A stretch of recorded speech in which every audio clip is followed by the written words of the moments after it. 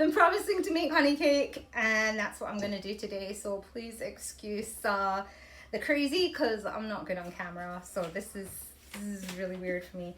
Anyway, so here's what we're going to do. I've measured everything in advance because you don't want to watch me measure things out, but I will tell you what's in everything, and I will post the recipe, I promise you.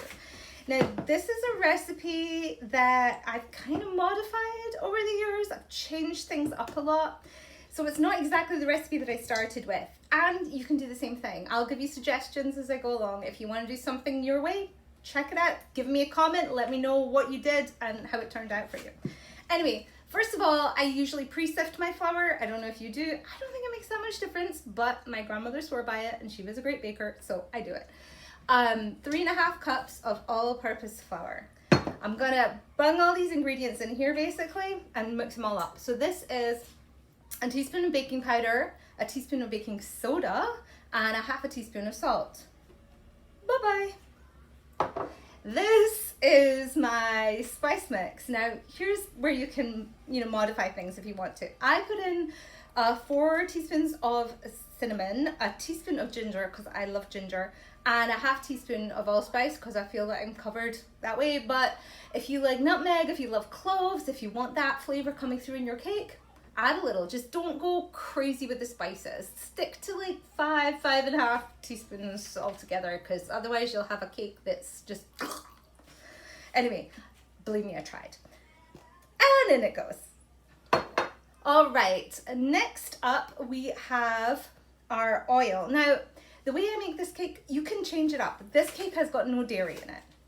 So instead of using dairy, you can use a vegetable oil. I use grapeseed oil because it's kind of flavorless and it doesn't change anything. If you want to use olive oil in it, that'll give you that little olive oil flavor. It's great.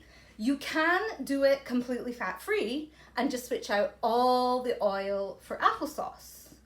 Yeah, so I'm a bit extra and I make my own applesauce, but trust me, if you're just buying a jar, it makes no difference. So what I like to do is a half and half. I find that works best for me. The oil keeps it nice and moist. The applesauce adds to that flavor in there. Honey and apple, you gotta do the whole New Year thing. So this is a half a cup of oil and a half a cup of applesauce. And like 1 apple makes about a cup of applesauce. Now I'm getting a spoon so I can get the rest of the applesauce out of this little container because I don't want to miss any of it. All right. So then we come to the all-important ingredient for honey cake, and that is honey. Now, when I was a kid, I was always disappointed because honey cake didn't taste of honey. Well, this cake does. And I have an entire cup of honey to put in there. I'm going to do that spoon again. Here we go. Who wants to lick this container? I kind of do, but yeah, it's going to be difficult. Oh, so a little tip for you, which is what I usually do when I don't measure all of my ingredients in advance, is I do use the same container for the honey that I've used for the oil, because that way the honey doesn't stick to the bottom of the container. It all comes out pretty easily. I don't know. It makes life simpler. Okay, so yes, there is a lot of sugar in this. And we're going to add some regular baker's sugar. This is 1.5 cups of just white sugar. If you don't have baker's sugar, you can use granulated sugar. Baker's sugar is just a finer grind that is easier for cooking. And then this is a 1/2 cup of brown sugar, which again has that nice flavor. It really works well with the honey. It brings that honey flavor out. And this is just a nice hard packed cup of brown sugar. Yes, and then seal your brown sugar up tight because you don't want it turning into a brick. Okay, next we have 3 eggs. Now, it's best to keep your eggs at room temperature for baking. Don't know if you know that, but they mix in easier than they do when they're cold. So I've just cracked 3 eggs in here. Look at this. Woohoo! Getting there. Look at all my empty containers now. Okay, so this is the one that I am going to measure because I really couldn't see a way of pre-measuring 1 teaspoon of vanilla. So this is the only time. Woo. There you go, little vanilla. Okay. And now the liquids.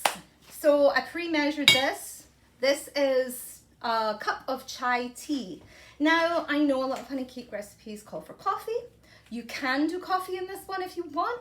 I prefer the chai tea. I think it adds to the overall kind of fragrant spice of it without making it taste overwhelmingly of coffee, which is what happens when you add coffee to it. So, personal preference, if you prefer the coffee tasting kind, do it. All right, now half a cup of orange juice. Again, I'm extra, I squeezed it myself. If you don't have a juicer, if you don't want to do that, just buy some orange juice, put it in there. I just don't like juice, so if I buy orange juice, I don't drink it all. If I buy oranges, I eat them, so it works out for me. And then my favorite ingredient, we have a 1/4 cup of brandy. Now, this cake is absolutely non-alcoholic. Once you've cooked it, there's no alcohol left in it. So it's totally safe for the kids. But if you don't have brandy or you don't want to use brandy, you could substitute something else. People have suggested grape juice even. I'm not sure how that would taste, but try it and let me know. Maybe some Manischewitz. Yes, I'm not a big fan, but I guess I'm not allowed to say that. Alrighty, now we've got a big mess down here. You see that? Lovely. And yeah, now it's time to just mix all of this up. As you can see, I'm kind of old school. I just have a wire whisk.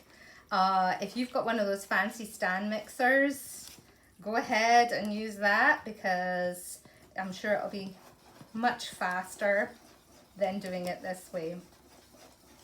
But this is what I got in my little old-fashioned kitchen. No fancy stand mixer here.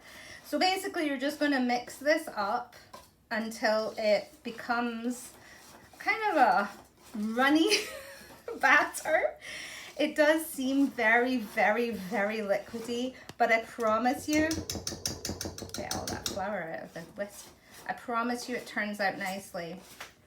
So you just have to make sure you do scrape the bottom and the sides so you are picking up any flour, any bits that I've gotten stuck there.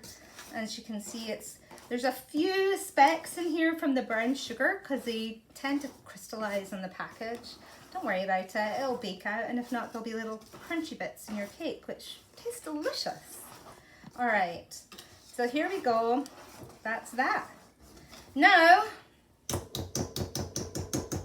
your batter is done, and I have this handy dandy gravy ladle, which is what I use to spoon my batter into my cupcake cups. Now, you can do this as a loaf. You can do this in rounds. It makes about 2 9-inch round pans. It makes a loaf pan plus some cupcakes. Or I just got 35 cupcakes out of a batch. So handy if you're having a lot of people over. And so my gravy ladle, I have 2 ladlefuls per cupcake. So you fill it about 3/4 full, and that's it. And then you're gonna put this whole thing, I'll try not to make too much mess while I do this. It was very neat the first time around, I promise. Yeah. So you're gonna put this whole thing in the oven for 25 minutes at 350. Warm up your oven while you're doing all the mixing part. And then, yeah, I've got the whole, here's one I made earlier. But they turn out, we just tried one. It turned out quite well. They're nice and moist on the inside. I know you don't like that word, moist. I love it, it's great. And they're sticky. Oh my goodness, this is not for you kids. Moist and sticky, enjoy.